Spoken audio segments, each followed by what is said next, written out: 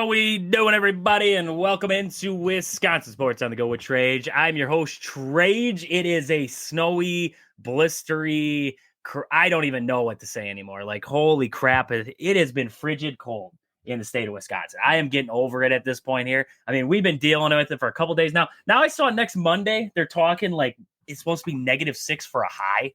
-6 for a high. That's ridiculous. We were cheering today because it got to 4 degrees. I was like, my guy I work with, he's like, global warming all over again right now. 4 degrees outside. We're getting too hot out there. He's like, we doubled what we were yesterday. We were only 2 out there. I mean, it's madness right now. It's madness. It's blistery cold. But hey, we make it through. We're warm. We're warm and fuzzy inside tonight here. Hopefully everybody tuning in. Hey, if you're tuning in tonight, make sure you guys are letting us know what you think. Badgers, Packers, Bucks. We want to talk about it all. You guys got something you want to talk about? Mention it to us. We'll get into it here on the show tonight here. But I got Aaron with me tonight on this Wednesday. Aaron, how are we doing tonight?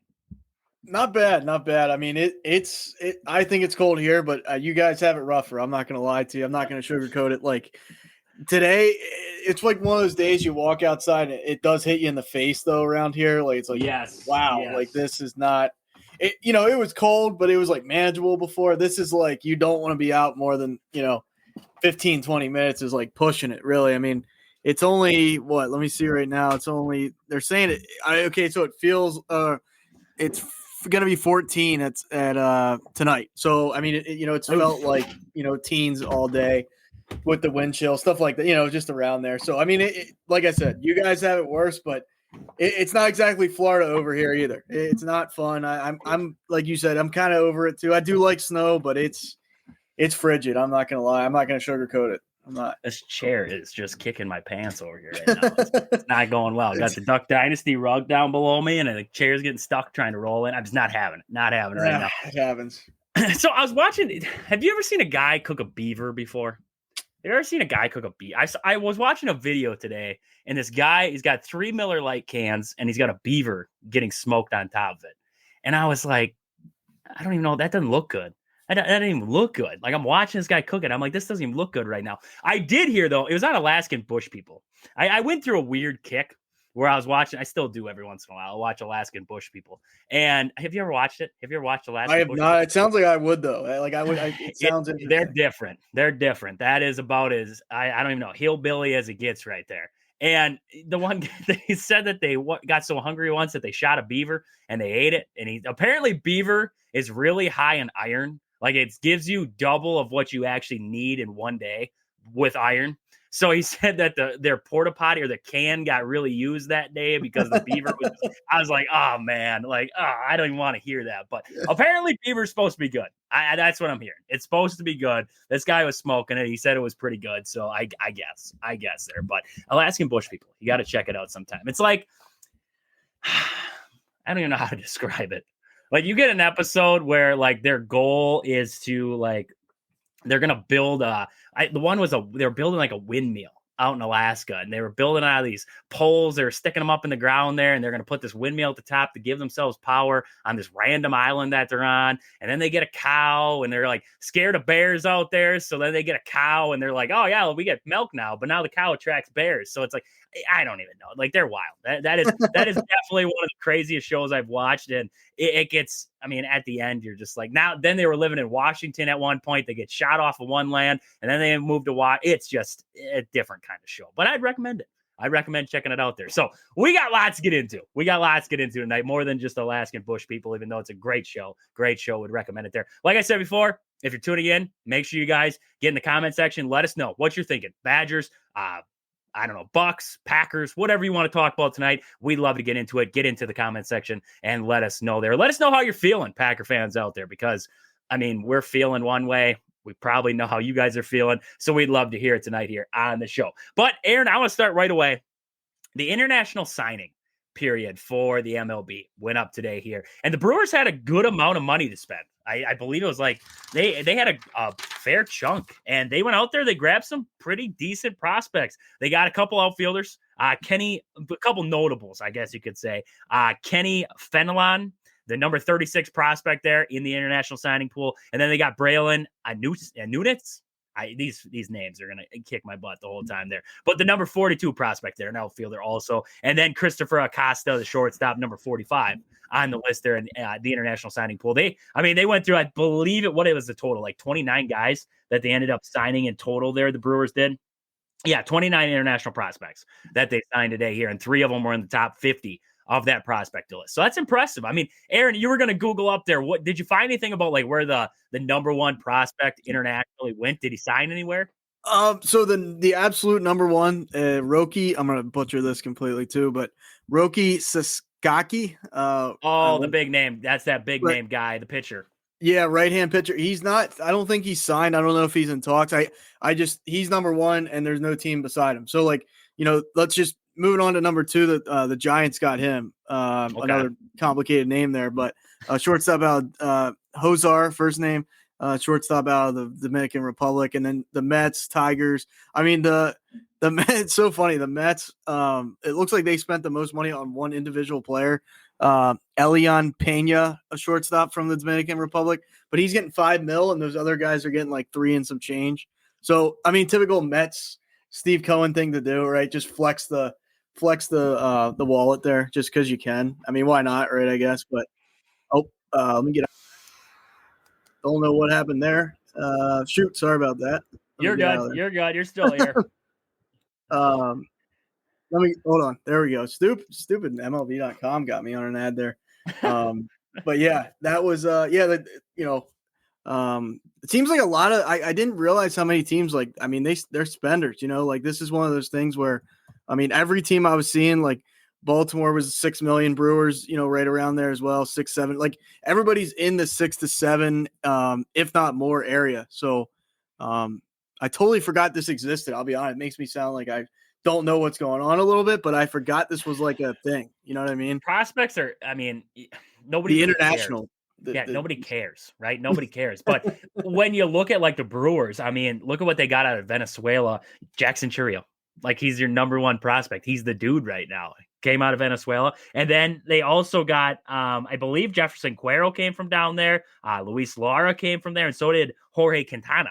So you got 4 guys out of Venezuela there who are currently in your top 30 in your prospect list. So that speaks volumes to what you can do in this international signing pool that you would normally not be able to touch, right? Venezuela, the Brewers, I mean, they go down there, they scout very well down there. I mean, there's a lot of teams who struggle internationally scouting. The Brewers, they have facilities all over the place. I know a lot of teams do, but they have facilities all over the place, and they get these guys, they see these guys all year round, and they do a heck of a job on finding talent down there. So I love these signings so far. We got to do more digging on these guys if we're going to learn anything, right? There's only so much that you can find out on these guys at the moment, right? There's still a word out there that they think Jackson Chourio isn't actually as young as what they say he is. Like, people believe that, he's like the guy off of the the bench warmers with the green crayon that says I am 12. Like, that's how they think Jackson Chourio is showing up to baseball games sometimes. So, I mean, that's just the way it goes. That's just the way it goes. But Brewers sign up 3 guys in the top 50 in the prospect pool there. So good stuff there out of the Brewers. But Aaron, I want to get over to the Packers because we got into the indiscretions and how we were feeling about the Packers coming off of, that game against the Eagles. It was a sour taste, right? A sour taste, but I got to be honest with you. I'm almost glad it's done. Right, because we went through the weeks, and it felt like in that last, I would say, almost month, right? Did we really have a lot of good things to say, right? Were we really talking about the Packers and saying, realistically, this team had a shot to go to the Super Bowl? I didn't think so. I really didn't think so. At the beginning of the year, yes. Halfway through the year, I thought they could turn it around and figure it out. But when you got to week 15, week 16, week 17, and it was the same things. It was the same mistakes. The silly crap that we went over week after week, and it didn't change. It didn't improve. The offense wasn't getting better. The slow starts were still there. The pre-snap penalties, everything in between was still there.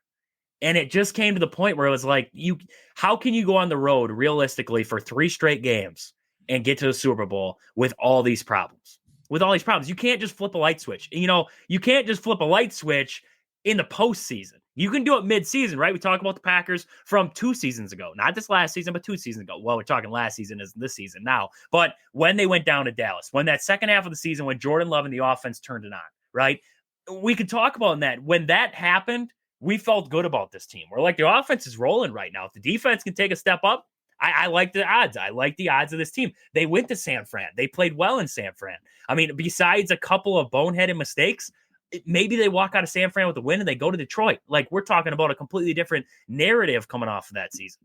But I think what hurt the most off of this season was Wyatt never got off the ground running, right? You know, it's like we're like a plane, right? You're thinking about a plane there, and it never came off the runway. It tried. It sure as heck tried, right? It was nose up a couple times. But then it would just sink back down. And it never seemed like once it seemed like everything was starting to flow, it dropped back. And there was some mistake, some silly thing that dropped this team back down to where they just were, down at ground level. And it's like, why did they never take that step? And what hurt the most with it was we saw this team take that next step last season. We saw it. We saw it when they went to Dallas. And I know Dallas is Dallas, right? Everybody will say that. Dallas is Dallas. I'm still impressed that they went down there and they put on the performance that they did in Dallas. And then they went to San Fran. And I got to be honest with you. I mean, you look skill position to skill position. San Fran from last season with Christian McCaffrey, Deebo Samuel on that team, I get it. Brock Purdy, everybody's like, he's not that good of a quarterback. Well, guess what? When you have all them playmakers, you don't need to be a great quarterback. You just need to be a good quarterback that can make it work. You look at the defense, Nick Bosa, Fred Warner. I mean, they had dogs on that team. And that Packers team went in there and they had a lead. They looked good. People were talking about that Packers team in that game like, oh my God, like they're going to win. They're going to go to Detroit. They're going to win this football game right now. And then we all know what happened. But I think what makes this season worse is that you didn't progress, right? You didn't take that next step. You went backwards. And that's what I kind of want to talk about here to start. Looking at this roster, because we look at the Green Bay Packers from this last season here. And my biggest question was, did any of these Packers progress in this season, right? So I guess I want to go through a list. I want to go through a list of guys. And we're going to start at the top head and we're going to work our way down, right? So my number one guy, and this is the guy I want to discuss right away, Jordan Love. Did Jordan Love progress from what we saw last season? Aaron, I mean, what do you think? Did Jordan Love progress from what you saw last season? And I would say, the tough part with Jordan Love is you almost split last season into two halves, right? Second half of the season, that's the Jordan Love that we know he's capable of being. First half of the season was skin tires, yeah. But then he hit that stride, and it's like, okay, we know the guy he can be. Now, can he sustain that? Can he be that guy? What do you think? Jordan Love, did he progress this last season? No, I got to say he regressed. I mean, we saw it kind of abundantly clear. I still, I am the last guy to make excuses for quarterback or whatnot. I do think he was, I want to say he wasn't 100% for, I mean, not. I'll put it this way, not many people are 100% this time of year. You get to week 17, then you get to the wild card round, especially I got to think Josh Jacobs, Saquon, Derrick Henry, those backs that get used in excess. I can't think any of those guys are I've heard the stories Arian Foster said on the Joe Rogan podcast a while ago.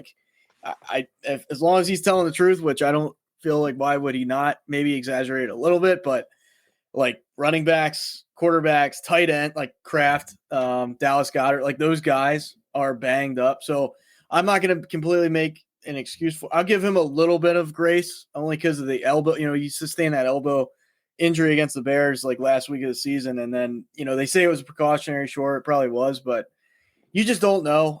But no, as a whole, I mean, Jordan Love definitely took I would say a substantial step back, unfortunately.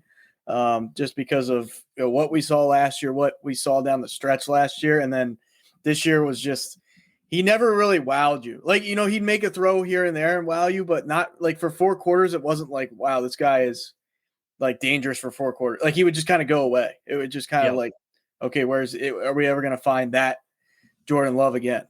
So going into next year, you got to think there'll be a lot of questions asked of him. How good is he? Is he really that guy? He has a lot to prove. I'll put it that way, because of this season, unfortunately. I mean, I'm not going to say he did horrible this year.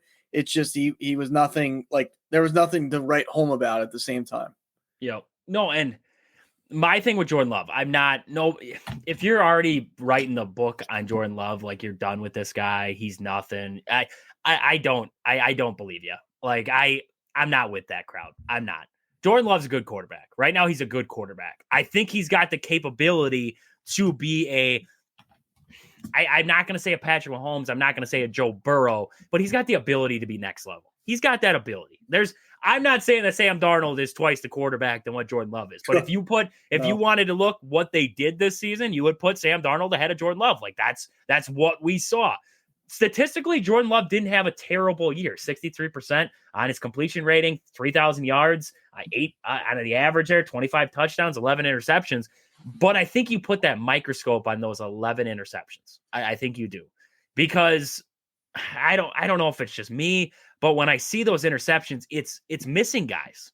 That was I guess my biggest thing when I watched Jordan Love this season was, everybody says the receivers didn't get open. I thought there was times where the receivers got open.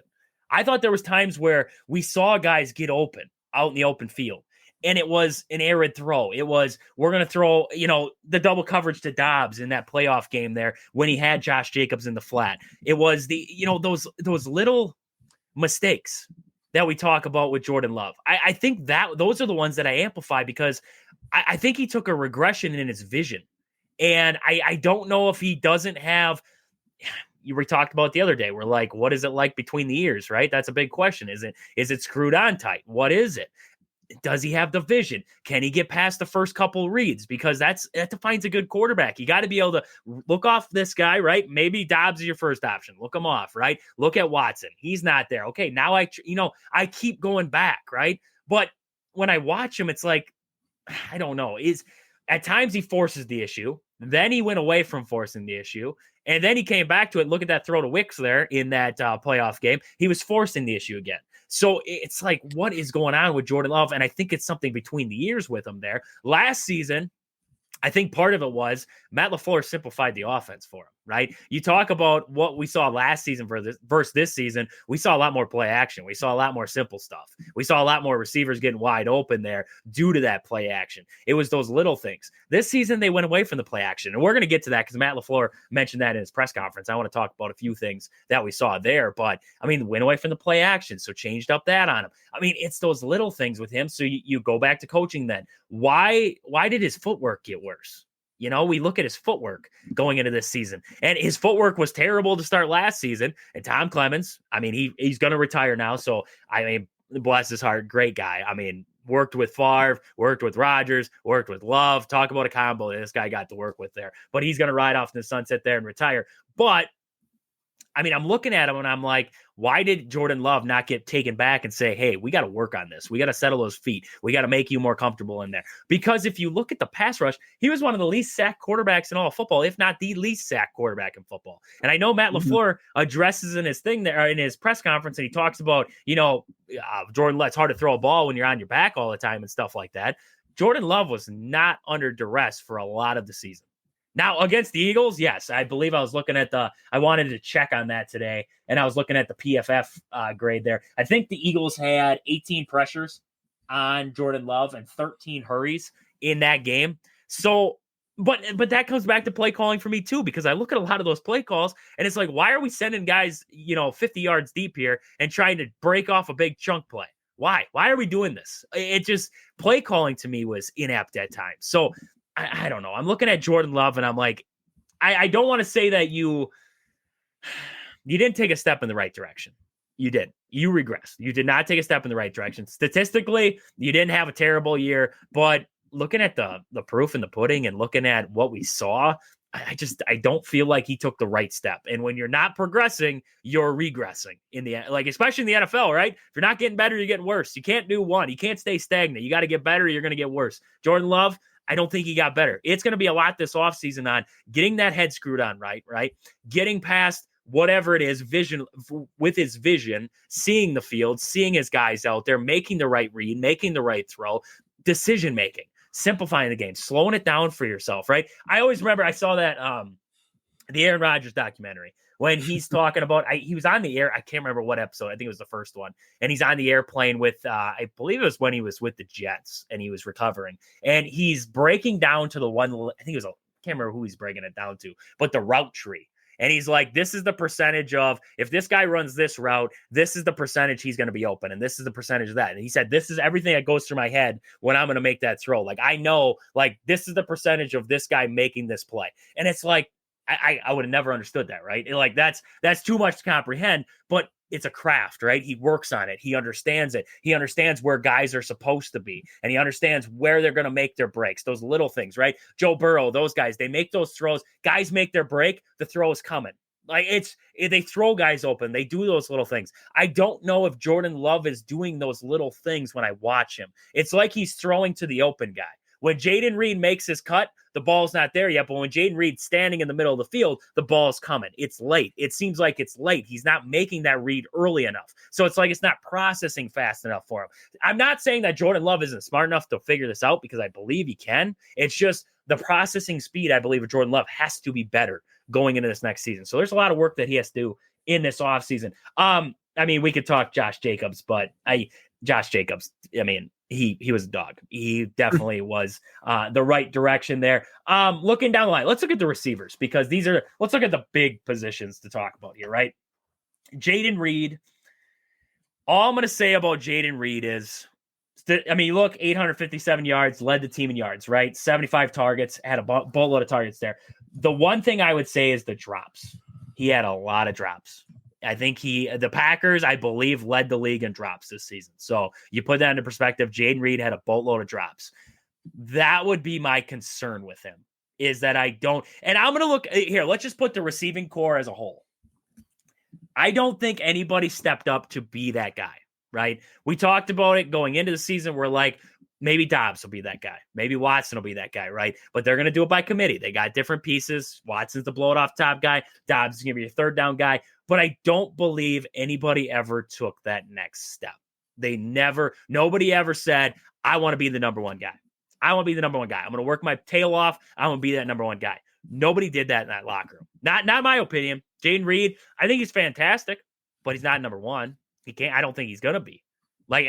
Maybe, just maybe. But right now, what I'm seeing out of these guys is a lot of drops. Wicks, Reed, they both had drop problems this season. Romeo Dobbs, I mean, bless his heart, but 2 concussions on the season there. I mean, I don't know where he's going to be at with his head. Christian Watson, I saw from his dad. I follow him on Twitter there, and he's always chirping around there with fans and stuff like that. But he said like week 12 was what they were expecting with Christian Watson to be back. So Watson is going to be done, and who knows if week 12 is actually going to be the time period. It might be, later on or whatever it is, but Christian Watson won't be back. I'm looking at the receiving core, and I'm like, nobody took that next step. So now I got that feeling you got to go back to the drawing board. You have to, with that receiver room, because you think about the quarterbacks around the league. Goff has Amon-Ra, right? And you look at Jalen Hurts, he has A.J. Brown. You have Sam Darnold had Justin Jefferson. You go through the list of quarterbacks. Matthew Stafford has Nakua. You have all these guys. What do they have? They have that number one guy, their go-to guy. Joe Burrow, Jamar Chase, all the time. Like, they just have that go-to guy. When crap hits the fan, they're going after it. I just don't see that with the Green Bay Packers right now. I don't see them with that go-to guy where we need a first down. This is my guy. This is my guy I'm going to. And we always harped on it with Aaron Rodgers, right? Davante Adams was the guy. And if Rodgers wouldn't throw another way, it'd always be to Davante. And I was always like, yeah, that sucks. I like that Jordan Love spreads the ball around a little bit. You can spread the ball around a little bit, but you got to have that go-to guy. And when I look at this Packers receiving core right now, I just don't believe anybody took that step forward. What do you think, Aaron? Did anybody in that Packers receiver core take a step forward in your eyes? No, I'm on the same wavelength as you there. Just because let's just take it from an opposing defensive standpoint, like you're Minnesota, you're Detroit, one of those next level teams at well, we can talk about the Vikings not being that, but throughout the regular season, right? It was one of those things where, like, if you're game planning against the Packers, yes, receiver by committee can be a little bit like daunting, but you never feel like any of those guys is gonna like murder you. You know, like none of those guys is gonna go for like $125.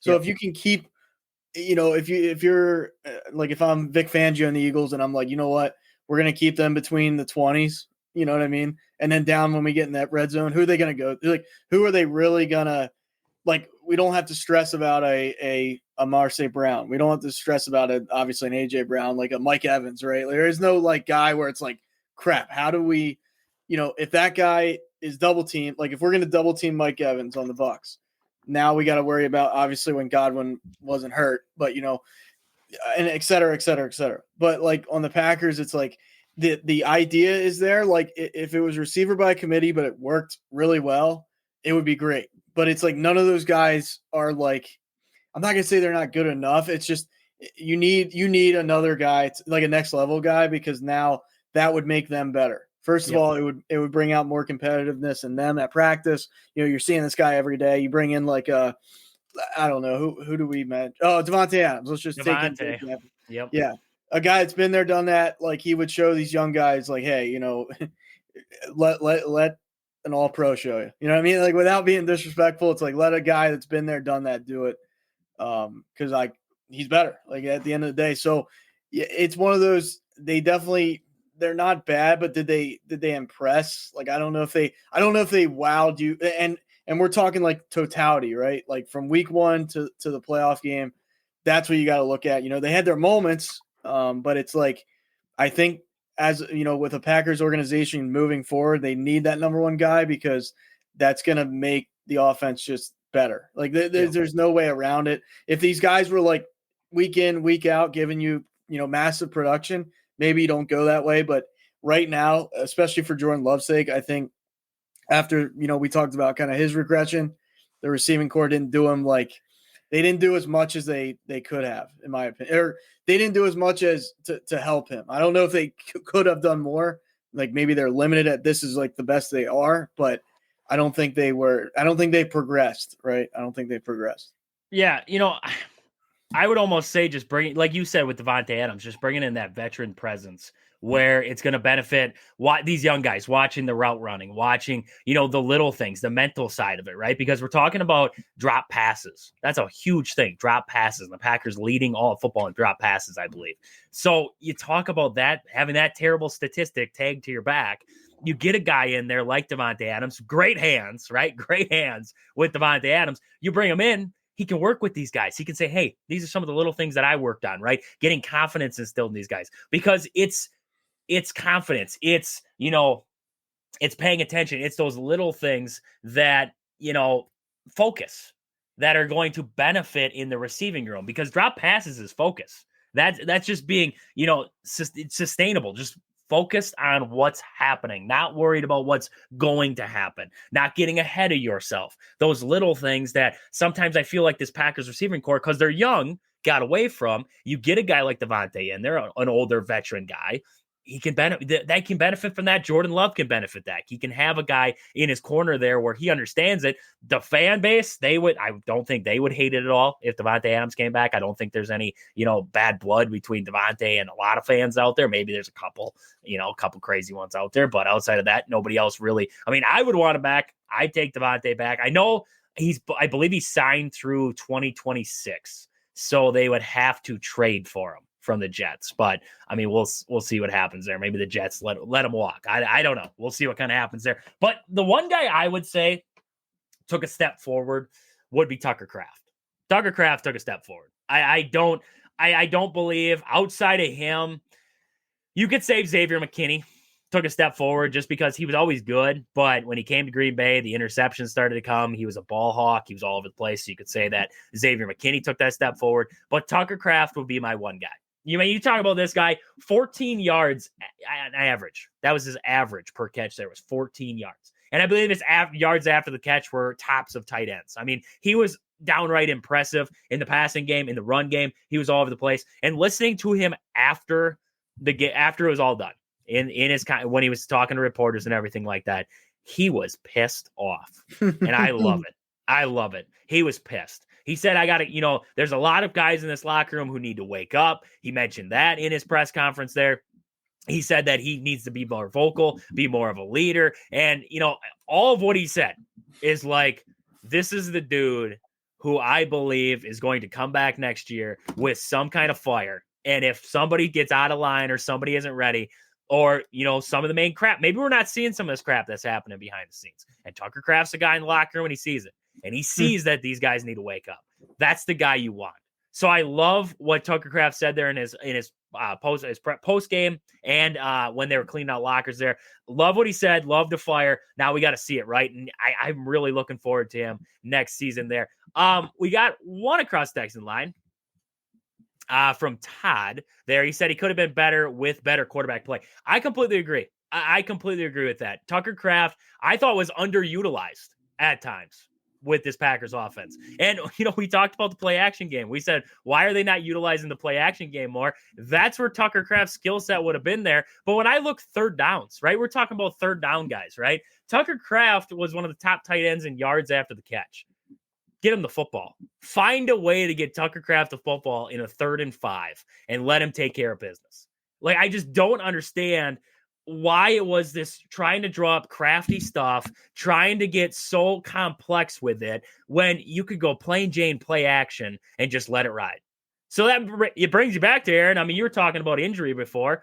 Was this injury nagging all season for Jordan Love? Like, why are we not utilizing the play action game? And like I said, it's in the Matt LaFleur press conference. We're going to get into what some of his answers were to those silly questions there. But yeah, I would agree. I agree 100% there, Todd, with the quarterback play. It needed to be better 100%. That's on LaFleur. I agree there. That is on LaFleur. The play calling, his press conference, I don't know if anybody else in the comments would love to hear what you guys got to say. But I don't know if anybody else got time to hear that. But it pissed me off. It really did. It pissed me off hearing him out there because I don't truthfully believe that he cares what the fans think. When honestly, Aaron, I know you don't like Mike Tomlin.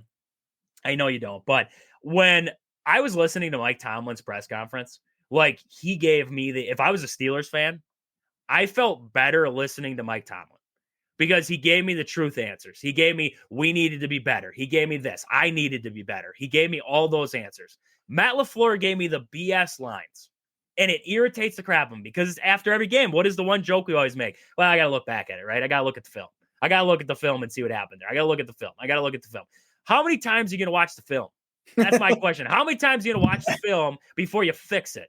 Because these guys, all these other coordinators out there, guess what? Jordan Love's regression. A lot of these coordinators watch Jordan Love, right? Maybe they saw it last season. They're like, hey, he can't get past the second read. He can't. So then they're like, well, maybe, just maybe, we take advantage of that as a defensive side, right? So then it's on Matt LaFleur to figure that out, to fix that, right? Well, to comment on that real quick. So that twofold thing, right? So the Mike Tomlin thing, he's one of those guys all bark no bite. You know what I mean? That to me, that's what that like. I'm not trying to say he says the wrong things. It's just he says those things. Guess what? They'll go 10-7 next year. Like or they'll like it's the same. It's like James Franklin. How many times can we sit here and say, oh, he's great. What is he really? You know what I mean? So it's just, I know Tomlin has a Super Bowl. I'm not trying to be like he's trash.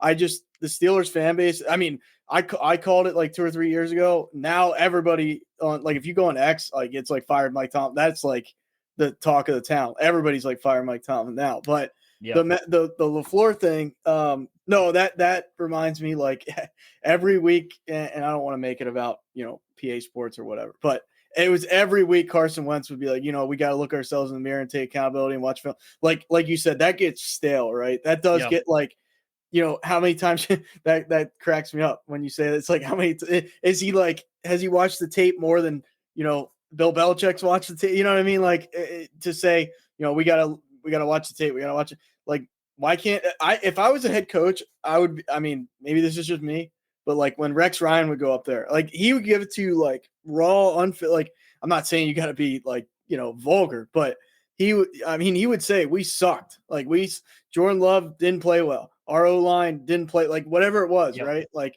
why can't it's like this new era where it's like they want to coddle these guys almost. Like why they're getting paid millions. Like you and I go to our jobs. If we don't do our jobs well, we get crapped on, right? Yep. We have to say to our boss, hey, I sucked, or I need to get back. Like, these guys are like babies, you know? Like, I just don't understand why, like, and maybe it's a thing where, you know, hey, if Matt LaFleur gets up on the podium and says this and that, because not to take anything away from Green Bay. Green Bay is like a lore, you know, in the NFL, but it's cold weather. Like, it has its advantages and disadvantages on why you'd want to go there, right? Like, a lot of, if you interview players, maybe it's like 7 out of 10 players want to go to the Rams because it's LA, it's SoFi, it's nice, like everything, compared to the Packers because of just the elements, right? Yep. So maybe it's one of those things, like, we're looking at it from a bird's eye view. It's like, if you're Matt LaFleur, you gotta be nice to the media, like talking about your team, because if you want other players to come in the building, you want to have that culture too. Like that Rex Ryan thing in New York, maybe that doesn't appeal to 60% of players, right? And now you go out and try and get guys in the offseason. You're like, oh my goodness, I don't want to play for that. Like, imagine that guy's going to call me or rip me a new one if I go out there and throw 2 or 3 picks. So I totally understand from a fan base perspective. I hate it too. I personally do. I just, when there's coaches out there like Tomlin, like some other guys that'll come out and say, oh man, well, we did this, like we didn't do this, we didn't do, but then you see the same thing over, and it's just the whatever. If Matt LaFleur says the crappiest things on his press conference, but they come out next year and go 13-4 and look completely different, then you just flush it. Now, if they look the same or they regress, then you even hate it more. Like, you know what I mean? So that's how I look at that perspective. But I don't know how we could regress anymore from what we saw this season. I don't know how, if it goes even more double-digit wins, though. No, I get it. If it goes even more backwards than what we saw this season, it could lead to a firing. And I think it could be early on in the season that we could see something like that go across. Todd did say also hire a legit offensive coordinator, call plays. I could see that too. I really could. I think Brian Gutekunst has got to call Matt LaFleur into his office, and he needs to say, hey, buddy, your seat's not hot yet, but it's going to be. You got an offseason. I'm going to get you pieces, right? Because they have a lot of cap space now. They have finally out of some contracts that have been on the books for a while, right? They got some money to spend. So I'm going to assume Brian Gutekunst is going to go out. He's going to, I heard Josh Jacobs say, I'm going to get some of my guys, right? Max Crosby was always in that talks. Maybe getting a guy like him, a legit pass rusher, is a main thing that we think they need. Maybe they go get a wide receiver, right? We talked about Devontae Adams. Maybe they bring him in. Maybe a guy like, I don't think T. Higgins, but, everybody's like, oh, hopefully T. Higgins, right? Maybe they go get a receiver in there. They get some of these guys. I would go, I believe, who's that receiver from the Raiders? I can't remember his name off the top of my head right now.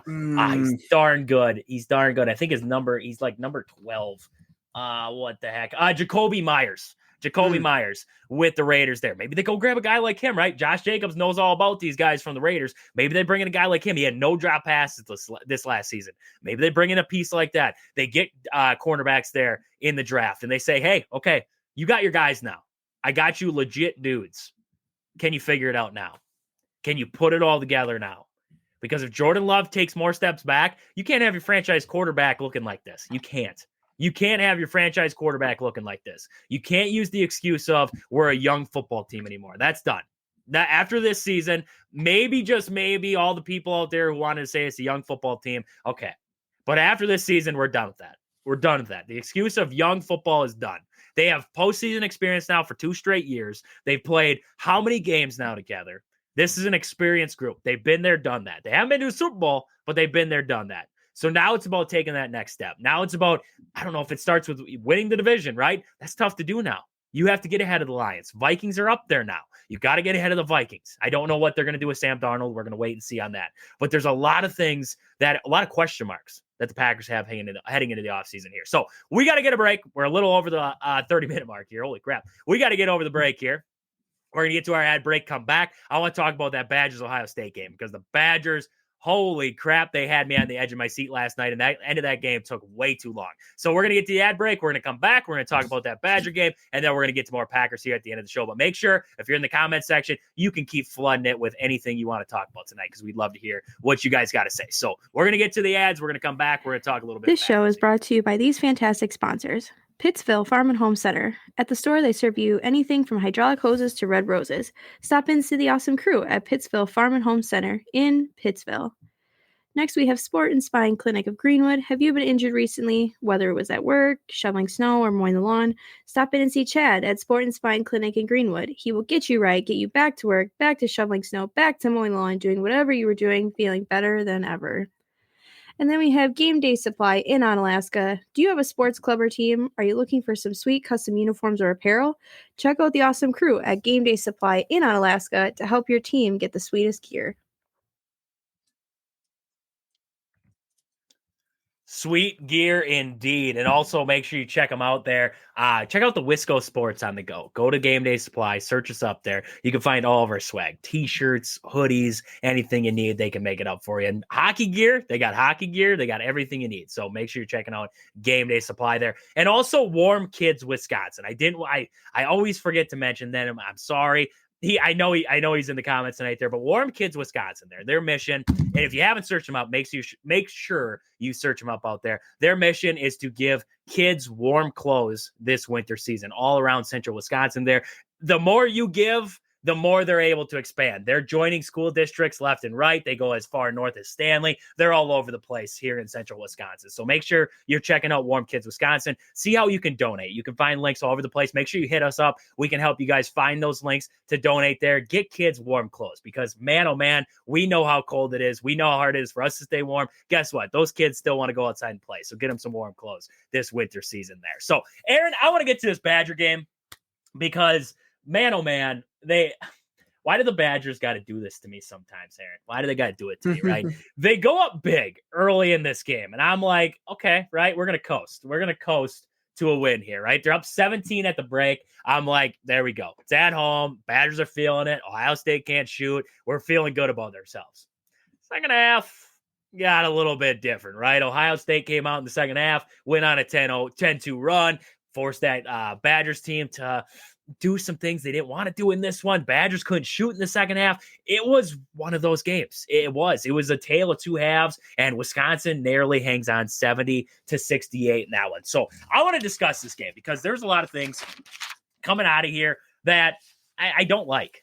That I don't like about this Badger team. I shouldn't say that I don't like about this Badger team, but that irk me a little bit, right? Kind of irritate me. So Steven Crowl, we talked about him a couple weeks ago. And Greg Gard got all over his case, told him he was sucking, said, you got to be more aggressive, get after it, brother. You're 7 foot. Why do you have one rebound in a basketball game? And that was true. I mean, we said it with point blank. Like, that was true. We talked about before with Matt LaFleur holding his players accountable and being accountable himself and everything like that. Greg Gard holds his guys accountable. We see that now. Right? We've heard it multiple times. He told us John Tonje's got to be better. John Tonje got better. He told us Steven Crowl needs to be more aggressive. Steven Crowl became more aggressive, he went after his shot, got better in the post. He's doing those things now. So I love that. I love what I'm getting out of Greg Gard there and players being coachable. That's the biggest thing I take away from that because we talk about the new college basketball, the new college game.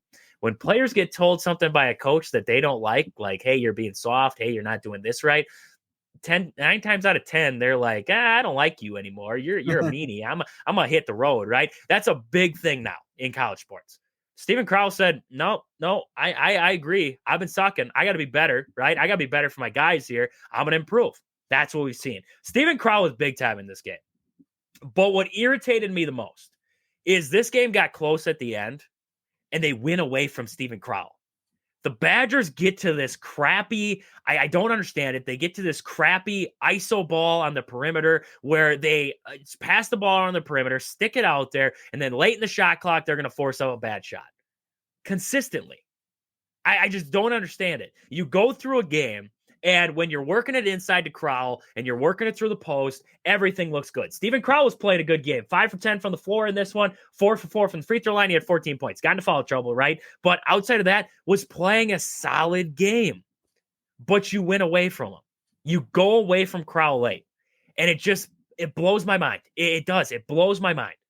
Because when it's working, why do you not go back to it late in the game? Why do you go away from it? Why do you try to play survival ball? When you could go after it, attack it, do those little things that you were doing earlier in this game.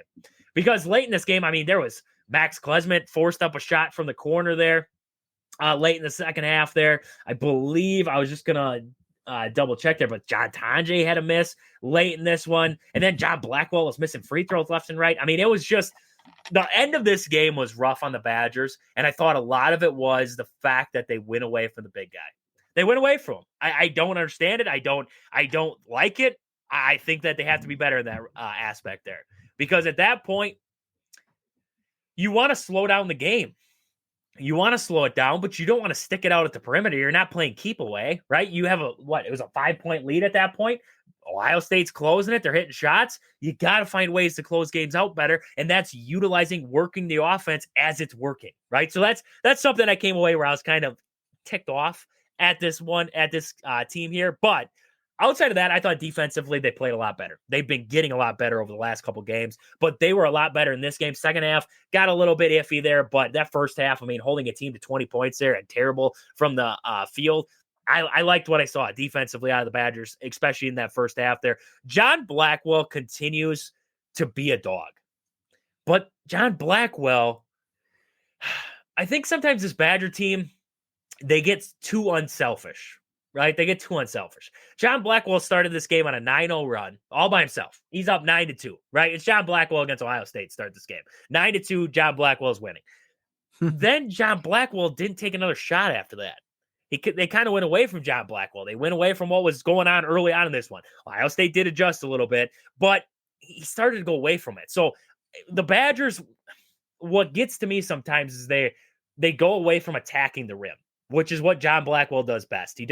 He's real good getting to the rim, and he's also good in that mid-range shot. I mean, he's one of the only guys that you see really that uses the mid-range, right? Nowadays, it's either it's a layup or it's a three, right? The mid-range is kind of a lost art. Not many guys are willing or going to pull that mid-range shot.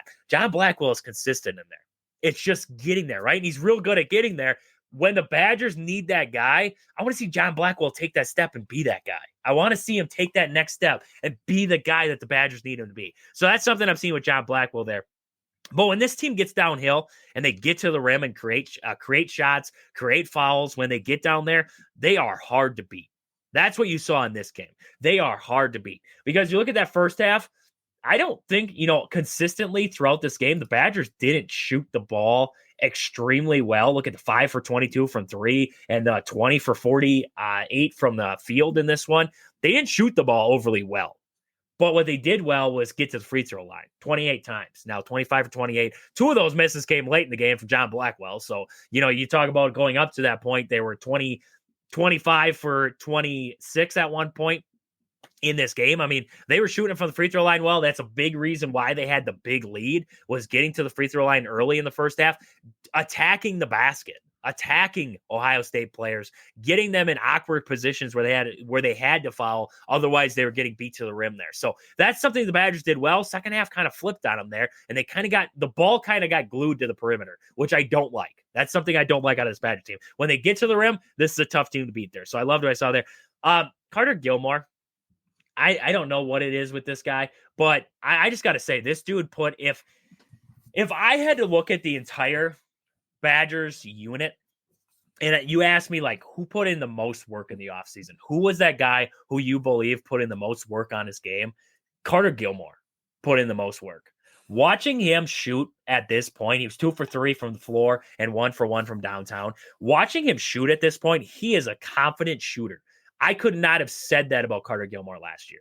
He is a confident shooter now. He has a smooth stroke from deep. He's not afraid to shoot it. I wish sometimes he'd stop with that head fake and that shot fake, and he would just pull it, because I'm okay with him shooting 2 to 3 a game. I really am. I'm okay with him shooting 2 to 3 a game. Sometimes I think I don't want to say he doesn't want to be the guy, but he tries to share the basketball. And that's where I'm talking about the selfishness, right? I want this team to be unselfish, but I want him to take the shots when they're there. And Carter Gilmore, he gets some open shots and pull that baby.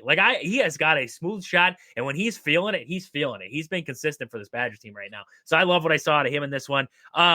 Free throw line, best in the country. They're the best in the country for a reason right now. They are shooting a free throw at a high clip. And that, like I said, has a lot to do with them getting downhill, getting to the rim, doing their thing when they get there, drawing fouls. A lot of Marquette fans I hear out there, they're like, not all of them, but I've heard a couple Marquette fans are like, that's all they can do. That's all they can do is draw fouls. I tell you what, in a Big Ten game, if you can get to the foul line and you can knock down your free throws, I'm all in with that.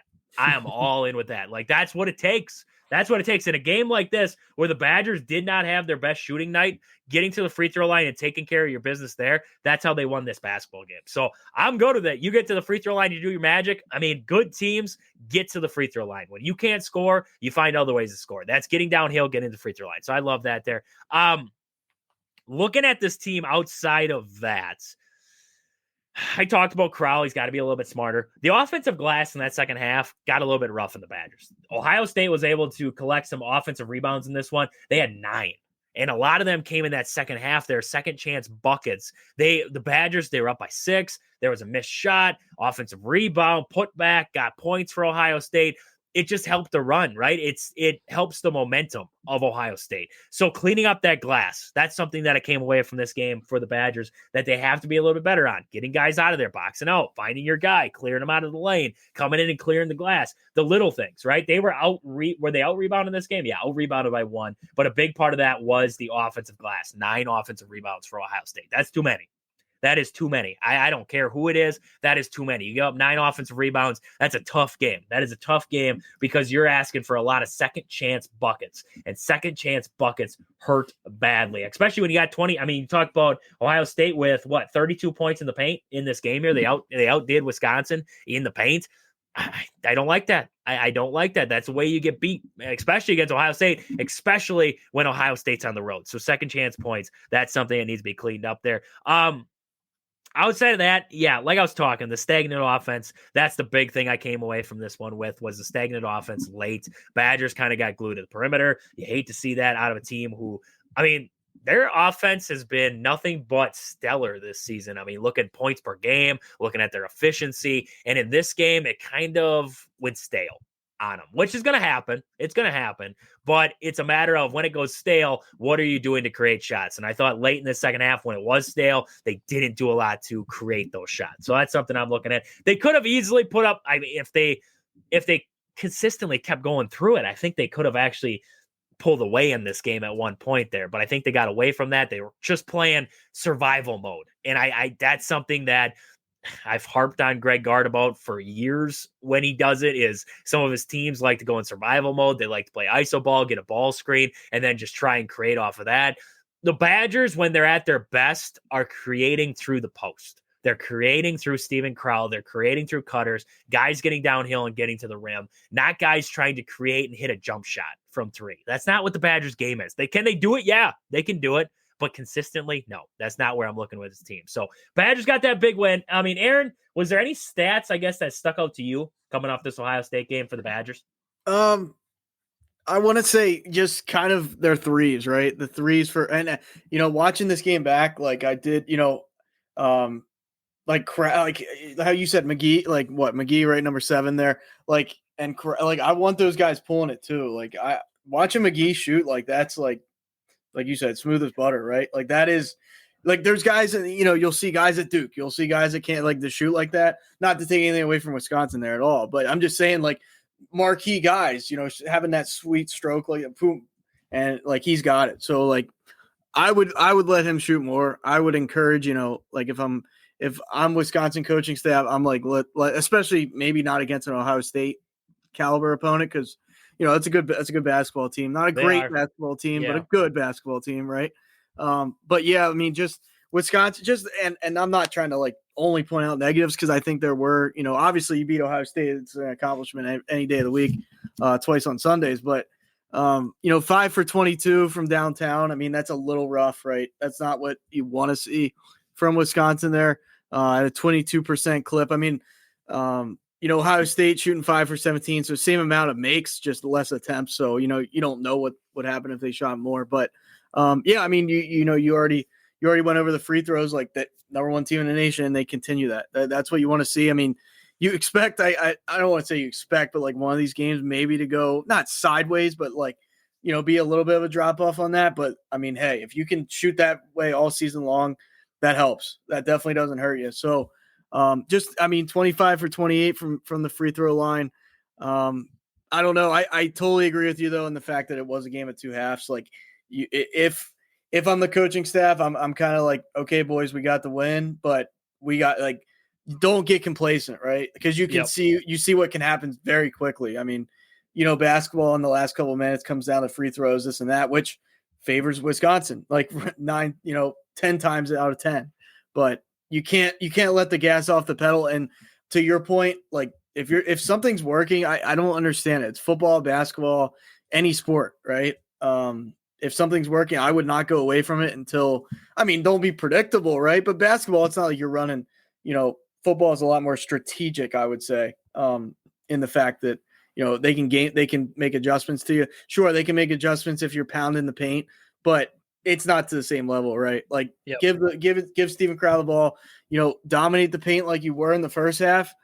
Who knows? This might have been easier for you because, like you say, they go out to the three, they start trying to just, bang everything from out there, and they're not having a great shooting night from three. So, you hope to not see that continue. But hey, you got out there with a win. Wasn't the prettiest win, but you're going to have those. But I just more look at, the kind of the whole idea, right? The game plan, how it progressed in the second half. Like that makes you scratch your head and hope that they don't do that type of thing consistently, right? Yeah. No, let's take one positive here to end it. You won the game. Exactly. You were in a rock fight and you won the game. That's what it was. This was nobody was hitting. You look at Ohio State, you look at the Wisconsin team, nobody was hitting. It was a bad shooting night for both teams. We look at the percentages from the floor, look at the 3-point percentage. It was ugly. This was an ugly game, but you found a way. And that's what matters. End of the day, you play a good team. Ohio State's a good team. You look at their record, 10-7 overall, 2-4 in conference play. Yes, doesn't look great. But you look at the teams they've played. They beat Texas. They got a close loss against Texas A&M. They lost close to Pitt by 1. That was on that buzzer beater. They lost to Maryland. They have a loss or win against Rutgers there. They lost Auburn. Everybody loses to Auburn. But you look at that game against Kentucky, they blew out Kentucky by 20 points. So, they have a pretty good resume already. You're talking about a pretty good Ohio State team. And it was in the Kohl Center. You got to take care of your business on your home court or on your home court there. And the Badgers found a way. And at the end of the day, that's what matters. You found a way. You found a way to take care of business. There's a lot of things that you come off this game, like we were talking about, the offense getting kind of stagnant near the end. You come away with the turnovers, right? There was 11 turnovers for the Badgers. Ohio State had 7 steals in this game. So that's being a little bit more careful with the basketball, right? Controlling the basketball out there. That's something you come away from this game looking at. But outside of that, you won the game. And Nolan Winter didn't have, I don't know what was going on with Nolan Winter. I didn't get into that very much. I got Greg Gard's press conference here written up there. My wife, she's too good. She's too good. She's too good at what she does. She went through, she transcribed the press conferences for us here. We got all of them up in front of us here. You look at, and one of the best ones I saw was the top of the press conference. They asked John Blackwell, were you told to intentionally miss that last free throw? And John Blackwell said, yeah, I was trying to miss it, and he hit it, right? The free throw before, and this is what makes it even better. The free throw before that, it was late in the game. The Badgers were up by 1. And John Blackwell went to the free throw line. There was like 1.5 seconds left in the game. And he goes and he misses the free throw, right? It was 2 shots, misses the free throw. So they call a timeout. And, you're sitting there, you're speculating, right? Will he miss on purpose? Will he try to miss on purpose? And, I can't remember, it was, what the heck's his name? I can't remember the announcer there, but he's like, you're a college guy. You don't know how to miss on purpose, right? So John Blackwell, you listen to him in the press conference, and he says, yes, I was trying to miss that one. Like, he was trying to miss it and he made it. He was trying to make the other one and he missed it. Like, that's the irony of what was going on in this one. But they also asked Blackwell, you got off to a good start. What did they switch on you? Did you notice anything different in the defense after you hit your first 3? And what he said was, I think they tried to stop me in transition, pick me up better, tried to close gaps, which they did. That's what we saw there in this one, was it kind of slowed down John Blackwell. So he kind of answered that one there. Steven Crowl, they asked him, up 17. Then all of a sudden the game was close. It's a 1-point game. What goes into keeping it together at that juncture? And he said, we know it's Division I basketball. You're not going to blow every team out. That they are going to make a run, and it's weathering that. And that's the big thing that you want to hammer home to, is that the Badgers had that 17-point lead, and Ohio State threw their haymaker, and they came all the way back. They had you within 1 point. and you weathered that. You found a way. And that's the big thing we came away with, was talking about, was finding that way to win this one here. Greg Gard, he won his 200th game. So that was pretty cool to see. That was his 200th win there and Madison. They asked him what he kind of meant to him. Touch on what it's meant to you and what it means as a coach. And he said, I don't think I would be the player I am today. They're talking to Blackwell there. And the coaches around him pushing on different ways throughout the years. It has been fun to play for him and hopefully make a deeper run into the tournament. So that was what they had to say on Greg Gard there. Just, I mean, yeah, we have more here to talk about with the press conference, but we're not going to get through it all tonight here on the show. But I mean, all in all, like you can see in all these different talks here, a great win for the Badgers, surviving a home game, right? Surviving. Sometimes you just got to survive, and that's Big Ten basketball. Sometimes you just got to survive, and this prepares you for a tournament game. Just think about it. You get, and you know, a lot of people are like, well, what do you mean a tournament game, right? You go up 17, you should win that game. Ask Texas A&M, I believe it was, who are they playing? Northern Iowa. Was that the game against Northern Iowa where it's like a 12-point game or so with like 30 seconds left, and Texas A&M came all the way back to tie it and go to overtime and win it, down by 12 with 30 seconds left? Like, it was an improbable comeback. I think Alex Caruso was on that Texas A&M team. But that's what I'm saying is, you get to March, these are the games that you remember, because these are the hard-nosed fought wins, right? Sometimes you go to March, you're not playing in your home building. You're playing on the road. You might not have your best shooting half. You might have a good first half, but your second half goes cold. That other team, it's March, right? They can get hot. We see the upsets all the time. They can get hot. It's about what team can persevere, what team can weather the storm, take the punches, and find a way to win those basketball games. That's what we saw Wisconsin do. So that's the big thing. When you win games like this, it builds your character. It builds you up. It teaches you those little things that you need to get better at. And that's where I come back to the free throws.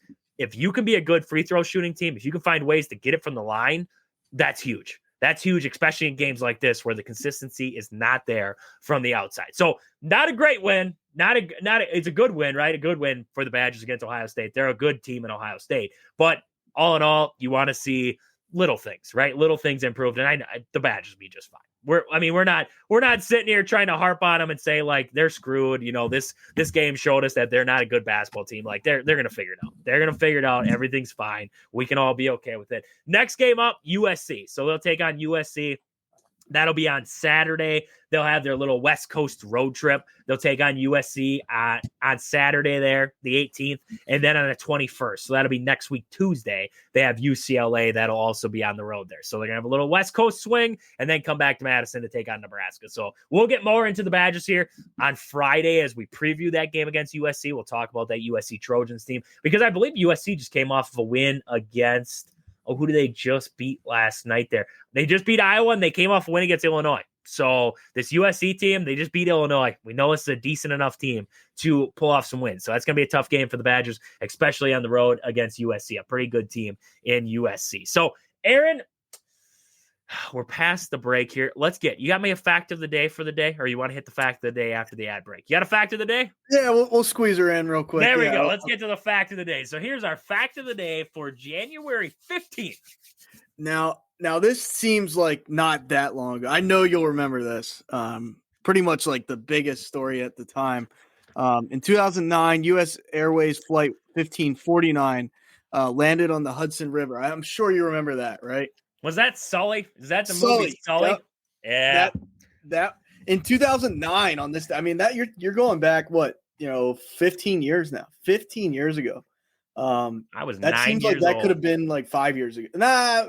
No, I mean between 5 and 10 years ago. I wouldn't surprise me. Well, right? I think the movie came out like 5 years ago. Made it seem like it was more recent. Yeah. No, I didn't even see the movie. I should see the movie. It's a pretty good movie. It is a pretty darn good movie, if I got to say so myself. Like, I would recommend it. I would highly recommend it. I'm not gonna lie, man. Like, flying gives me tremendous things. I just don't like being stuck in one place. Me too. Hate it. When I don't have control, I hate it. So like heights, falling. I work a job where I go up on lifts every day. Like the one we were up on, it was like 80 feet in the air. We were up there, and that's playing around. Petrified. Like, heights are not my thing. I always tell my boss, I'm like, I'm scared of heights, and he just laughs at me because when I get up high enough, I just start bouncing. Like, where I think my buddy and I, when my coworker and I, we were working one day, I think it was the Cotton Eye Joe came on. we started dancing to the Cotton Eye Joe up on the boom lift there, and the whole lift came down to the ground. We weren't very high up. We were like 10, little over 10 feet. And the whole thing comes boof down on the ground there. It was one of these articulators, so like a snorkel lift. So it just dropped the basket straight down. So we're just on the ground now. And like after that day, I didn't want to do the Cotton Eye Joe on the lift anymore. But after that, my boss never believes me that I'm scared of heights. I tell him all the time, I'm like, dude, I am deathly terrified of heights. He's like, you're not. Shut up. You're fine. Go. Right? And he booms me up 80 feet. See, that's one. No, like, done with not you. To take anything away from you like that. That by itself is definitely like you have to be brave for. But like being, you're crying inside. You're crying inside the whole time. Well, yeah, and being like for me, like being up. What is it? 40. I think they go to 40,000 at one point, like these commercial airlines. Yeah.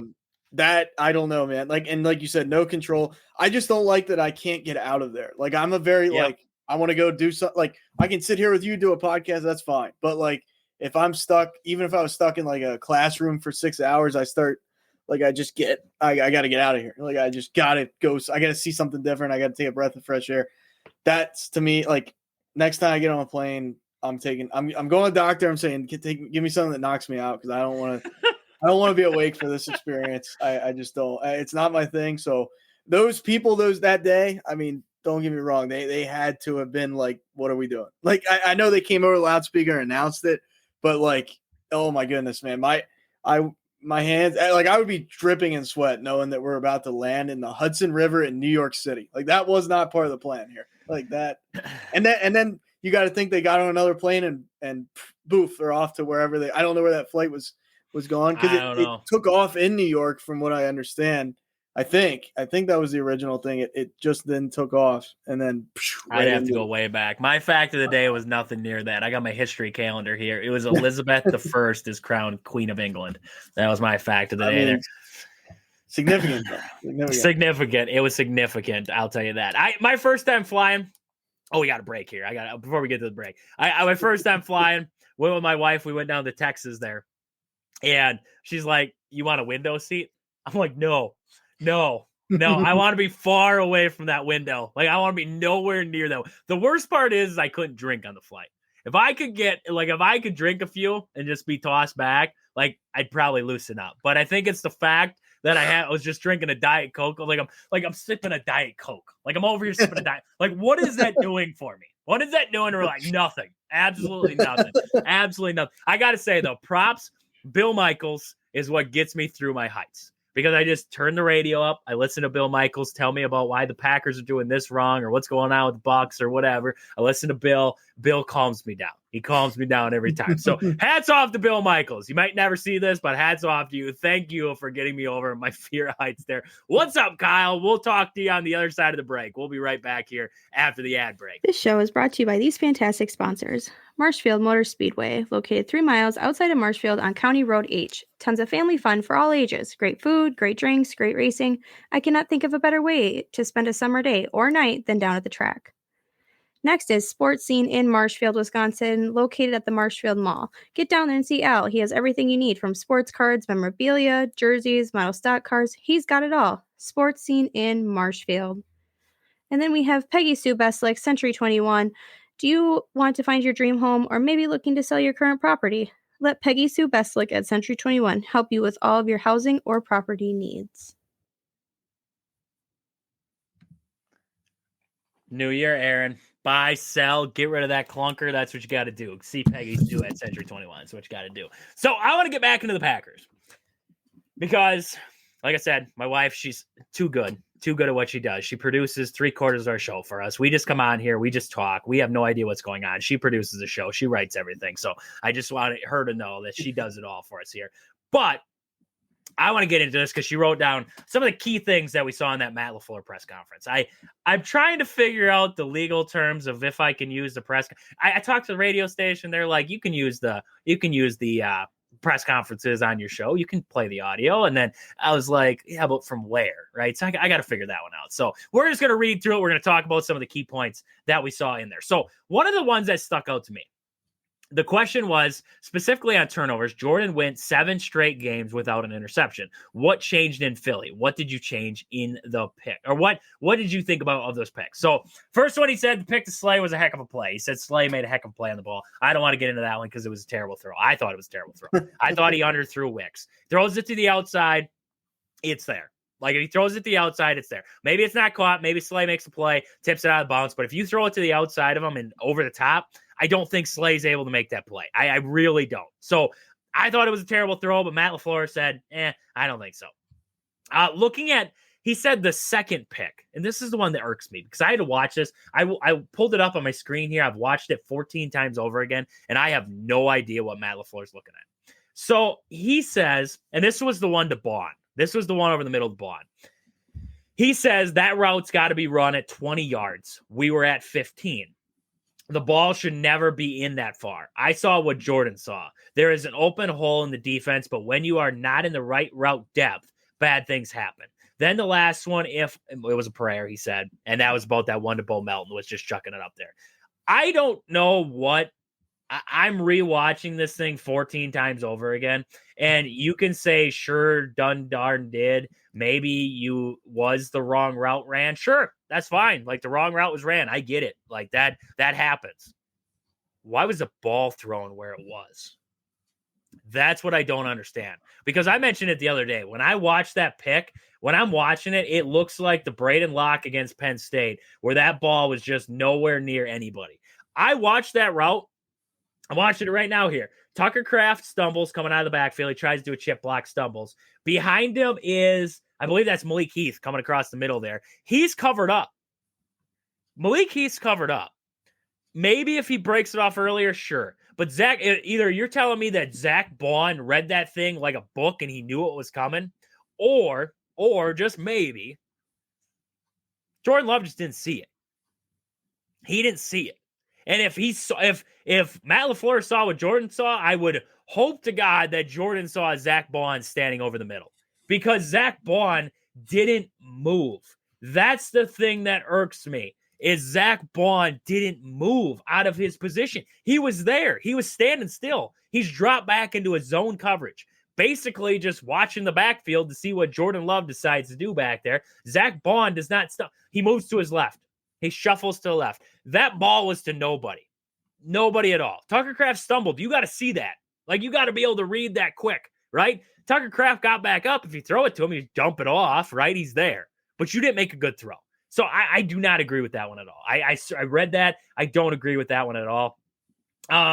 Let's see here. He said, this was the question. I know you would fix it if you had a solution, but these slow starts in these big games, do you have a why, at least, if not a solution, to why you have a chronic problem? Matt LaFleur says you got to maximize all your opportunities, so you got to execute. And I can tell you specifically, because it is so fresh in that last game, we did not do a great job in the pocket, in the passing game. And then there were some runs that we had bad looks that we ran into. And then there were some other times where we had some running lanes and we don't win in our one-on-ones. We don't win a block, and that's football. We collectively have got to be better. Matt LaFleur, I want to be honest with you. All I want to hear is, I have to be better. I have to be better. I have to be better on scheming guys open. I have to be better at play calling. I have to be better at getting my guys ready to go. I have to be better on getting my first 15. You script the first 15 plays of the game. First 15 plays, you script them. You script them. Why is it consistent? Because we're not asking about just this game. The question is, why are you consistently coming out flat? Why is it against the Lions? Why is it against the Eagles week 1? Why is it against the Vikings first time around? The Lions again, the Vikings. Why is it consistently you come out flat over and over and over again? And the only crappy answer you can give me is, well, we got to be better. We got to be better. It took you 18 weeks of football, right? 18 games to come up with that.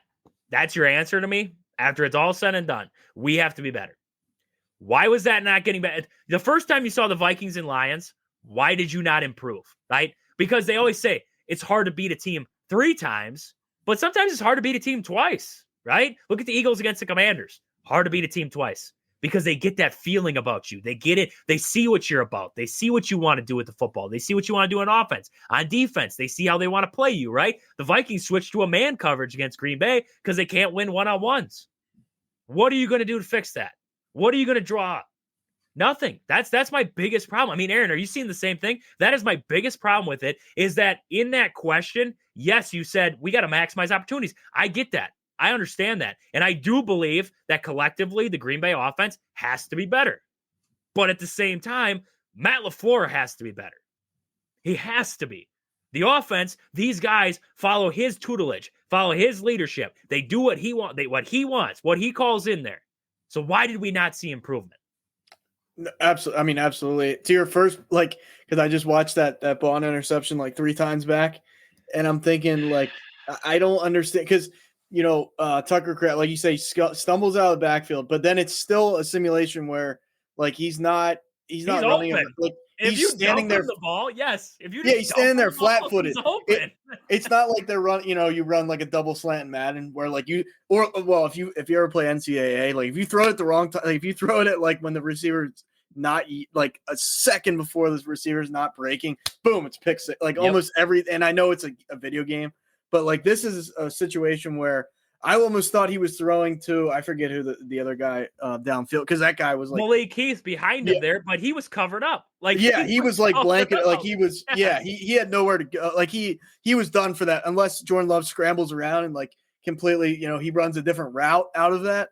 Yep. Maybe he gets open, but right there, that's, I don't know. I mean, I'm not saying throw your, like say to the media, hey, Jordan Love sucks. I'm not saying that, but can't you say he made the wrong read there, or like, hey, he overthrew Tucker Kraft, and like I don't understand how he can sit there and say I see the same thing Jordan Love, like how I don't understand. If you saw that, you both suck. That's why if you saw that, just being unbiased, like I'm not trying to pile on the Packers here. Like I'm just unbiased. Like I'm like, hey, Jordan Love completely messed that play up. Like we didn't execute. He doesn't even have to say that. We didn't execute that play near to what we should have. Leave it at that. Like I don't understand his evaluation there. I don't know why he's going that far with defending Jordan Love in that situation, but whatever. On the flip side, like that whole we need to be better. We need to, like, I hear coaches say it all the time. It's just, why doesn't a coach say, I need to put a plan in place to make us better? I will do that. And like, if they came out next year and you see a similar result, but they're doing different things, you wouldn't be as, like, you'd be like pissed, sure, but like you wouldn't be as mad as like, we need to be better, and then it's the same thing over. Like that is infuriating to a fan base, to even like, organization, right? Like the people above him are sitting there like, explain, because there's no way they, he gets called into their office and he's like, we need to be better. Like he's not, if he gives them that answer, they're like, dude, what are you, a door? Like you're famous, saying, are you a doorknob? Like, are you actually, like, come on, like, because I know you're not supposed to give the media everything so they can run with a story, but be like these vanilla, and Aaron Boone does it on the Yankees. Like there's so many examples of it, but come on, like that answer has to be better in my opinion. Like the answer itself has to be something of substance, right? We have to be better is like, you might as well have said nothing. That to me is just, it's useless. I don't know. Yeah. Like we're not saying that it wasn't right to say like, hey, he ran the wrong route. Like that happens, right? But it also comes back to, for me then, can Jordan Love go off schedule if the play blows up? If the play's not right? You're telling me just because they didn't run the right route that Jordan Love was just going to chuck it?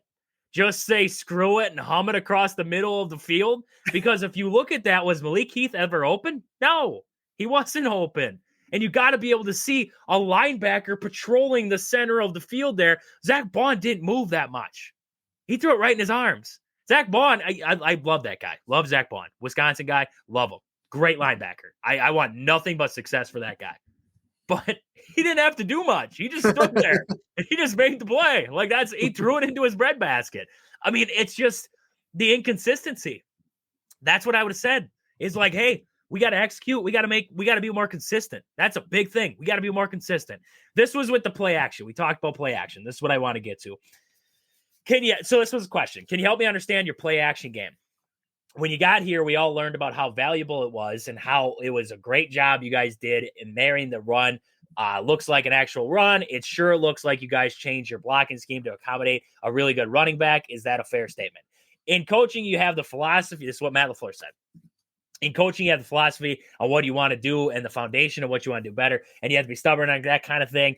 And that's good coaching, putting your players in the best position possible. It is interesting when you look at the statistics. I am always curious. I see something, we are not doing play action enough. And then I go to our analytics people and they say, oh, no, you are one of the highest ranked in terms of percentage of the league. I think we are a third or something like that. I never know when it comes to these stats are coming from, to be honest with you. As far as center play action, we ran the ball more out of gun, and the efficiency at which the ball was night and day difference out of shotgun than it was under center. That's why we didn't do it.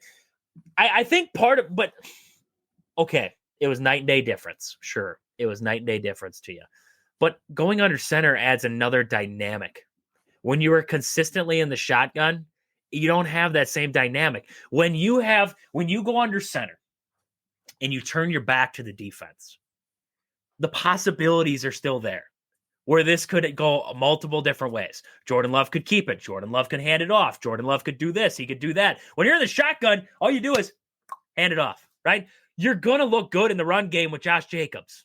You're just going to. The offensive line looked good due to Josh Jacobs, right? They weren't the best run blocking team in the world. They're pretty good in the pass. They weren't the best run blocking team. But guess what? You had one of the best run games of football. Why? You have Josh Jacobs. It's just how it works. So you're going to look good in the run game. The question is, how does that transpire into that passing game, right? How does that transpire over? Okay, it says they use the play action a lot. I'm going to call bull hooky. I'm going to call bull hooky on that because I don't see it. Watch the film. Watch it back. How often did you see play action? You call the stinking game. And you're telling me you believe that you utilize play action enough? I don't think so. I don't. I really don't. Because then why would every single person who talks Packer football be complaining that you don't utilize play action enough? Some very good minds, right? Some very good minds. Bill Michaels, one of the top football minds in the state of Wisconsin, right? Everybody listens to Bill Michaels show every day, right? Why is Bill Michaels telling you don't run enough play action? Why? Why is he saying he's not seeing it? But you see it, right? You call the plays, so you must see it. Are they, is it audibles in the huddle? Is that what's changing it up? Like, I just don't get it. You're statistically, analytically, I want them to take analytics and statistics and just turn them sideways and show them straight up candy behinds. Like, that's what I want to see out there. Like, I'm done with that crap. Analytics. Kyle Shanahan was big for analytics, right? Big on it. Ask Dan Campbell what he does with his analytics. Because when you watch the Commanders and Lions play this weekend, and if there's a 4th and 5, both coaches are going to go for it. Wherever they are, they're going to go for it. They are. I mean, look at Dan Campbell. He went for it on the 30-yard line against the Packers. In his own territory, he went for it on a 4th and 1. The Packers stuffed them. I think it was a 4th and 2. They stuffed them. Got the ball back. Packers scored. Dan Campbell didn't look at the analytics. Sometimes you have to throw analytics to the wind. Sometimes you have to throw them to the wind and do what's going to make your team successful. What made you successful in the second half of last season? The play action game. When you have a guy like Josh Jacobs, when you have a guy like Tucker Kraft, when you have a guy like Jordan Love, when Jordan Love utilizes his skills of he can run, we know he can run, he's got that ability, but he's got a good ability to look off of defense too. And when you have those two abilities, the play action game is good. It looks good. But when you don't utilize it and you don't utilize it enough, you get sour tasting offenses. You get bad looking offenses. Was what we saw. That's what we saw this season. I don't like it. I don't like it at all, Aaron. I mean, yeah, I don't know. If they don't, if you don't expect them to do anything different, like, okay, so we talk about Bill Michaels, right? Like, why, if he can see it, if you can, like, I'm not saying that, these guys aren't smart, but like, it's the same thing when I watch a team that I root for, right? You see the same things over and over, and like, never to deviate away from that, or like, okay, we're always going to use like, to the analytics point, like, you have to have a feel for the game, right? Like, and I don't want to, like I said, I'm not trying to always take it back to situations that I'm watching, but like Penn State Notre Dame, right? It's 10-3 coming out of half, and like Notre Dame has momentum. That's a drive where if Notre Dame's like 4th and 2, 4th and 3, they're probably going to go like anywhere past I know it's a different situation, but anywhere past the 50, like they're down a score. They feel like they're right in this game now. Their backup quarterback led them to it. Like my point being is you have to have a feel for the game, right? Yep. If you're solely like analytics doesn't factor in momentum, it doesn't factor in like the feel, the vibe of the game. Like if you're a coach or an organization, like because some of it comes organizationally, right? Like yep, we're this team, we're gonna go off analytics. That's how we operate. Our ownership says that's how we operate, so that's how we're gonna operate. That's not always a good thing. I'm not saying you have to be Dan Campbell, where it's like 4th and 8 on the 40-yard line and you're down 10 points. Like that game against San Fran last year, out there in San Fran, there were a couple of decisions. I'm like, man, and I'm not saying that that's everything. There's other things that lead to that, but you got to have a feel for, okay, we're going to trust our guys here. We're going to go, even if we don't get it right. These coaches, like you can't coach to be perfect, or you can't coach not to lose. If you coach not to lose, that's like playing not when you're not hurt. Like if Jalen Hurts was out there on Sunday and he's like, I'm never going to run the ball at all. And like, I'm just going to be safe. Like that doesn't win you ball games. And that especially doesn't win you ball games in the postseason. So, I mean, if I'm the Packers, like I said, maybe you don't have to go as far as what Dan Campbell does, or even Washington with Dan Quinn. We've seen it kind of sometimes there too, but you got to have a feel for it, right? Like you got to have that, like, okay, I trust Matt LaFleur to go for it here because it makes sense in this situation of the game. Like as the head coach, that's your job.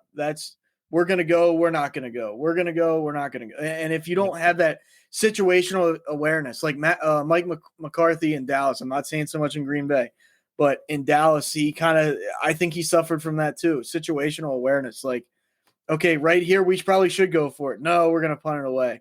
Like, and then you kind of screw yourself. So you're never going to be perfect in that realm of, decision-making, but when it's like, okay, man, come on. Like at one of these junctures, you got to make a different decision and you're not seeing it. It makes you scratch your head and it makes you think, does Matt LaFleur, is he like Kyle Shanahan, and the fact that like when it's a crucial decision to be made, does he second guess himself? Is he in his own head, right? Is he present in that moment to like say, I need to do this? And like I said, you're never going to be perfect, but hey, do make some logical sense. Don't just, hey, we're going to analytics. That doesn't, I don't agree with that at all. I really don't. Yeah, no, it just irritates the crap out of me sometimes. And, what irritated the crap out of me too is arguing with the reporters on what play action is. I mean, there's multiple questions where he's explaining to us what play action is. These guys aren't idiots. They watch the game of football. They understand the concept of a play action play. I can Google it and tell you what it is. They understand it. They're not asking the question for you to explain to them what play action is. We understand it.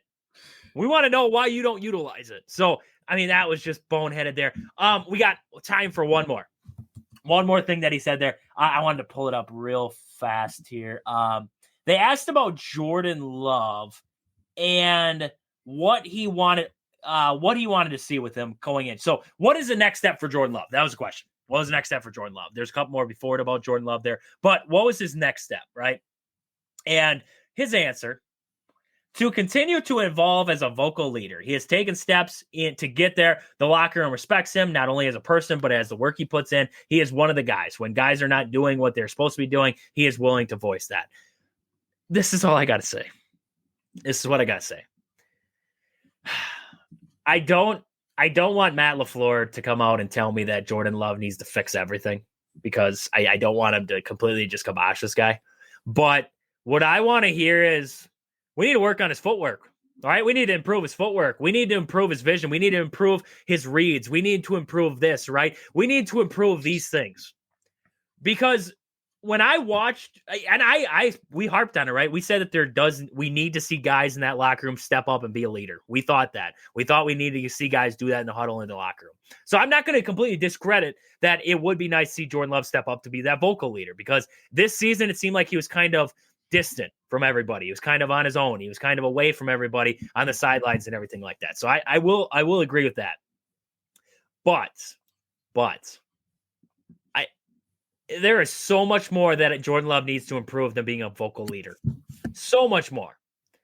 And that's what I want to hear. That's where, I guess, because we're right at the end here. We're getting, we're right at that minute or hour 30 here. We got to wrap it up here. But when I hear that, when I hear this press conference, when I looked at all the answers to these press conferences, and if anybody out there hasn't looked at this press conference here, we'll probably dive into some more questions here next time on the show here. But when I hear the answers that he had to a lot of these questions, that's what pisses me off even more. Because I don't want the vanilla answers. I don't want to give you the bullcrap answers. I don't want you to give me, this guy didn't play that bad and this guy didn't do that bad. I want you to give me what you're going to do to fix it. Because Packer fans, as much as, Vikings fan, my wife, she hates Packer fans. She thinks that we're all crazy. And, people, they hate Packer fans, right? Packer fans aren't stupid. We understand the game of football. We understand what transpired. We get all that. We want to know what you're going to do to fix it. We want to know when these reporters are asking these questions, they're asking the hard questions, right? The play action. They're asking about those. They're asking you about the interception problem. They're asking you about this and this and what Jordan needs to do in the offseason. When they're asking you those questions, we want to hear how you're going to improve this football team, how you're going to help this football team take that next step. I don't believe that in these questions, he answered that for me. He didn't move that needle, right? Aaron, you always tell me, does this coach move the needle for me? Does he move that needle? I don't believe that he moved the needle for me, which makes me even more worried heading into next year because Mike McCarthy had people worried going into his last year in Green Bay, and it took a tailspin. I'm not firing Matt LaFleur. I'm not. But what I'm saying is I don't think this guy realizes how much Packer fans care about what happens. Will care about what's going to be fixed because they love Packer football. I mean, there's a lot of fans out there right now who are kind of like, what do I do now, right? Brewer baseball isn't back yet. We got the Badgers. We got the Bucs. We got all that going on right now. But right now, Packers are done for a while. And now all we can do is just sit here and wonder what would have happened if we would have figured it out. What would have happened if we would have put it together? You're not giving us those answers.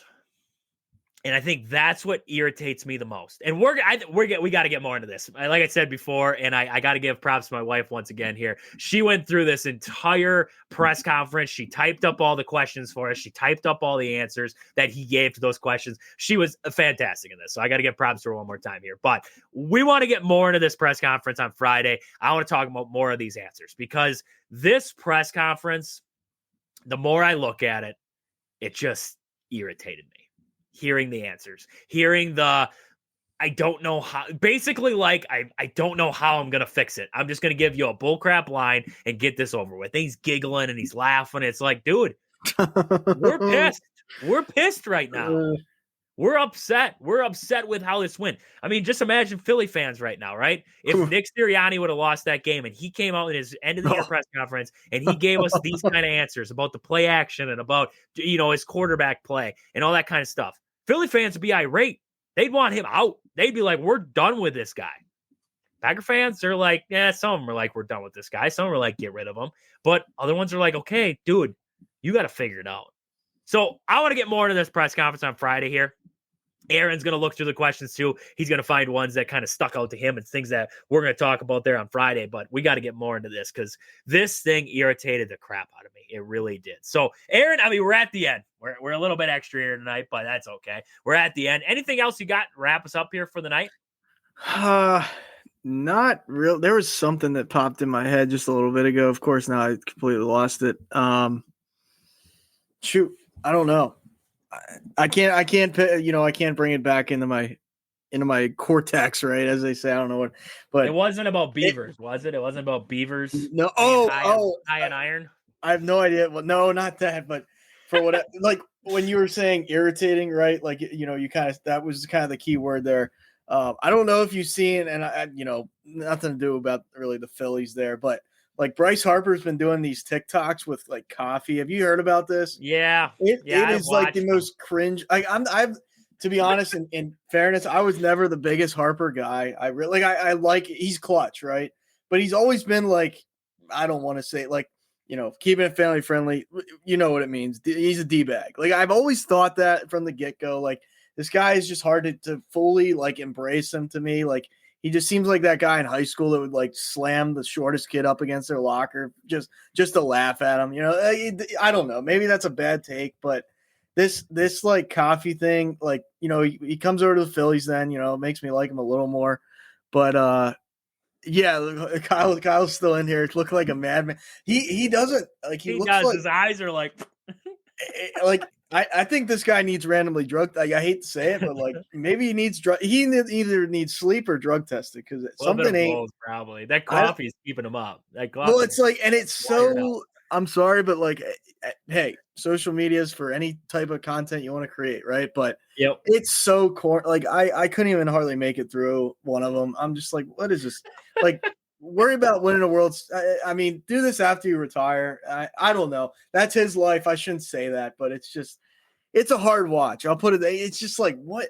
I don't know. Like, whatever you're into, if you're into cars, you're into coffee, whatever. I know it's not baseball all the time, but it's weird. You might. I mean, I could see Harper turn into the next little. I want a documentary. I do. Of Bryce Harper.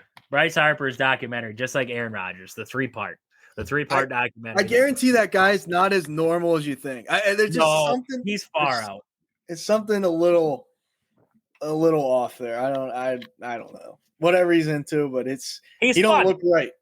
No. He's got a lot of. He's fun. He's fun. He's a fun guy. So with that, that's about all we got for today. I mean, it's a great show. Great show today. Great Wednesday. Thank you all for tuning in. Friday, we got lots to talk about. We're going to get more into that Matt LaFleur press conference there. We're going to talk about more of the Packers offseason kind of things there. We're going to look at the Badgers, look at that game against USC. We got to talk Bucks on Friday there. Kyle, maybe Kyle's going to be jumping on Friday there to talk Bucks with us. Maybe, just maybe, depending on his work schedule, he might get on with us there. Who knows what we're going to talk about. Also, we're going to have exciting stuff coming up here in possibly the next couple weeks. So stay tuned on the show here with us. So with that, for Aaron and myself, this has been Wisconsin Sports on the Go with Trage. Thank you all for tuning in. We'll catch you guys back here on Friday. But until then, see ya.